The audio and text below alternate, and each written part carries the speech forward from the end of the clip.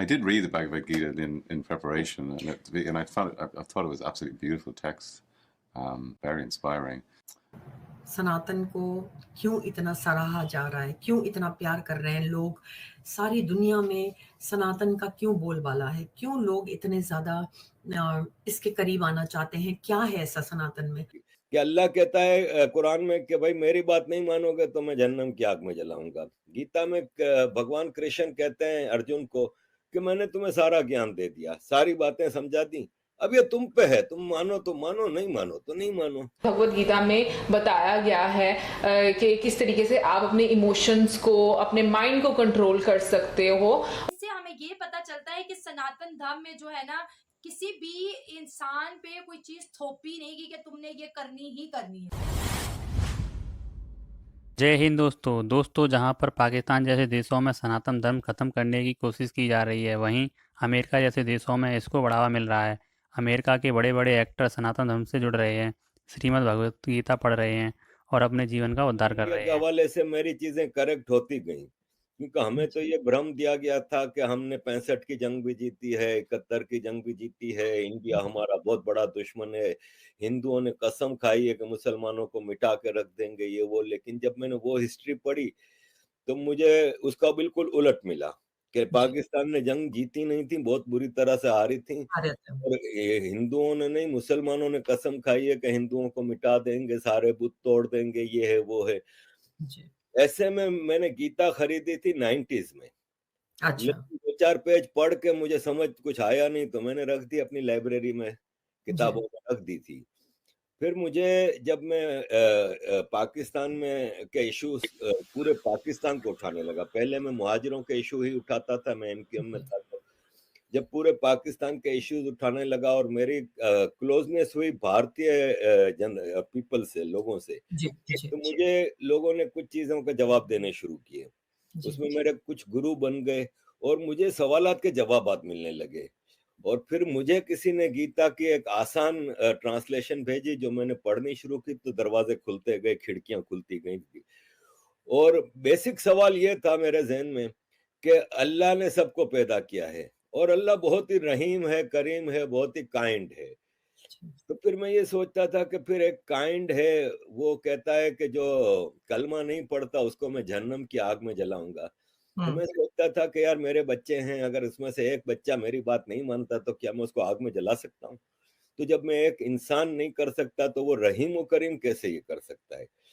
तो मुझे गीता में इसका जवाब ये मिला कि अल्लाह कहता है कुरान में कि भाई मेरी बात नहीं मानोगे तो मैं जहन्नम की आग में जलाऊंगा। गीता में भगवान कृष्ण कहते हैं अर्जुन को कि मैंने तुम्हें सारा ज्ञान दे दिया, सारी बातें समझा दी, अब ये तुम पे है, तुम मानो तो मानो, नहीं मानो बहुत तो नहीं ज्यादा, मानो। ये तो मतलब बहुत ज्यादा सनातन की ओर खिंची चली आई हैं। अभी फिलहाल तो बहुत ज्यादा ही वो सनातन को मानती है। मैं ये कहती हूँ कि हर जगह, मैंने बेंगलोर का सबसे बड़ा वाला इस्कॉन टेम्पल भी देखा है, मैंने अपने वीडियो में भी डाला है, अपने शॉर्ट्स में डाला है, और मैंने बहुत सारे, मतलब मैं जहां पर रहती हूँ यहाँ पर बहुत बड़ा महाराष्ट्र में बहुत सारे, स्पेशली मुंबई में बहुत सारे टेम्पल्स हैं। 3 टेम्पल्स तो हमारे सिर्फ मुंबई में ही हैं जो इस्कॉन के हैं, और बहुत ही खूबसूरत है, मतलब देखने जैसे हैं। अगर आप बॉम्बे के टेम्पल्स देख लो, अगर मुंबई के, सॉरी नॉट बॉम्बे, अभी तो बॉम्बे नहीं रहा वो, मुंबई के टेम्पल्स आप देख लो, आपका दिल इतना पीसफुल हो जाएगा कि आपको ऐसा लगेगा कि मैं बस यहीं रह जाऊं, इतने ब्यूटीफुल टेम्पल्स हैं। तो मैं यही कहना चाहती हूँ कि सनातन धर्म इट्स द अल्टीमेट, ये अल्टीमेट है, इसके आगे और कुछ नहीं हो सकता है। सनातन धर्म में जो एक बार समझ भी लेता है ना इसको, वो कहीं और उसको जाने की जरूरत ही नहीं पड़ती है, because this is not something कि आपको कन्वर्ट किया जाता है। ने मेरे जिंदगी में, आपको पता है कि एक टोटल चेंज लाया है, रिवॉल्यूशन लाया है, एक परिवर्तन आया है जब से मैंने गीता पढ़ी है। सनातन का ये हिसाब है कि ये वन मैन आइडियोलॉजी नहीं है, ये ग्रेजुअली टाइम के साथ साथ एक फिलोसॉफी डेवलप हुई लाइफ की, जिसमें डिस्क्रिमिनेशन नहीं है। आप जात पात और कास्ट सिस्टम और ये वो बाद में कहीं डाली गई हैं, से डाली गई हैं। अगर आप ओरिजिनल सनातन में जाएं तो आपको कहाँ जात पात नजर आती है? हजारों साल पहले वेद आए, पुराने आए, फिर भगवानों के जो अवतार आना शुरू हुए, और इस तरह आस्ते आस्ते चीजें डेवलपमेंट हुई। एक किताब वाला धर्म नहीं है, इसमें किताबें भी बहुत हैं, गीता है, रामायण है, महाभारत है, पुराने हैं, वेद हैं, काफ़ी चीज़ें हैं, और एक आइडियोलॉजी बेस्ड धर्म है जो सबको इक्वली ट्रीट करता है। कोई ख्याली किताबों में नहीं जाता कि भाई आप मर जाओगे, ये टेम्पररी दुनिया है, मर जाओगे फिर जन्नत में जाओगे, जहन्नम में जाओगे, हिसाब किताब होगा, ऐसा कोई ड्रामा नहीं। हमें बताया कि हम अवैज्ञानिक हैं। आज भी आप बताइए, उत्तर भारत में उतना नहीं दिखता, दक्षिण भारत के मंदिरों में जाइए, नवग्रह बने हैं तो सूर्य केंद्र में है कि धरती केंद्र में है? सूर्य के 7 किरणें होती हैं, 7 घोड़े सूर्य के बने कि नहीं मंदिरों में? अब बताइए, ऐसा हमारे दिमागों में भर दिया जाता है। हम लोगों ने भी विज्ञान में पढ़ा कि सबसे पहले 9 ग्रहों की खोज किसने की? केपलर ने। Kepler's law of planetary motion. हम सब ने, जिसने फिजिक्स पढ़ी होगी 10वीं 11वीं 12वीं में, कभी न कभी Kepler's law of planetary motion पढ़े होंगे कि केपलर ने सबसे पहले बताया कि 9 ग्रह होते हैं। अब ये बताइए, इधर जब हम पूजा करते हैं तो पंडित जी हाथ में जल ले क्या बोलते हैं? ब्रह्मा मुरारी त्रिपुरांतकारी भानु शशि भूमि सुतो बुधश्च और गुरुश्च शुक्र शनि राहु केतु सर्वे ग्रहा शांति करो भवन्तु। अब ये 9 ग्रहों के नाम केपलर बताए थे कि पंडित जी बताए हैं, और हजारों साल से बता रहे हैं।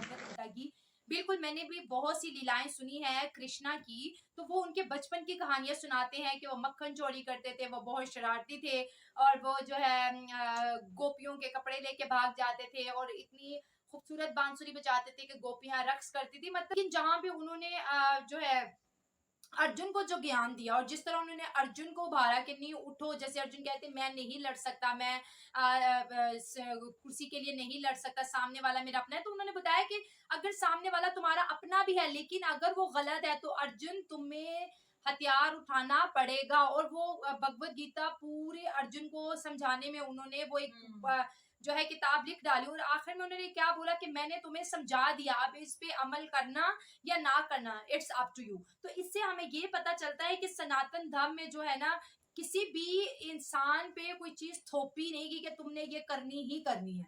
हम बहुत से स्क्रिप्चर्स हमने सुने हैं, लीलाएं सुनी है, उसमें कहीं पे भी कोई चीज कंपलसरी नहीं है। यही वजह है कि सनातन धर्म में बहुत ज्यादा डाइवर्सिटी है, और वक्त के साथ साथ सनातन धर्म मॉडर्नाइज होता चला गया है, क्योंकि जो इन्वायरमेंटल जो चेंज थे उसको सनातन धर्म ने अपने अंदर क्या कर लिया, अपना लिया।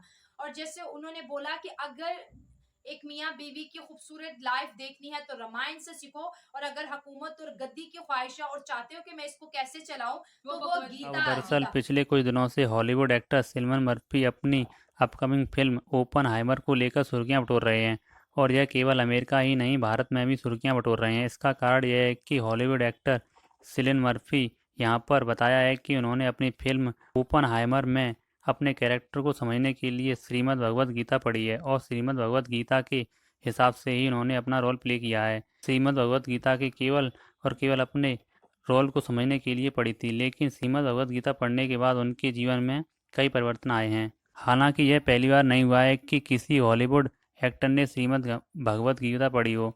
हालांकि आज से पहले भी कई हॉलीवुड एक्टर और एक्ट्रेस, बिजनेसमैन और यूनिवर्सिटी में भी भगवद गीता पढ़ाई जाती है।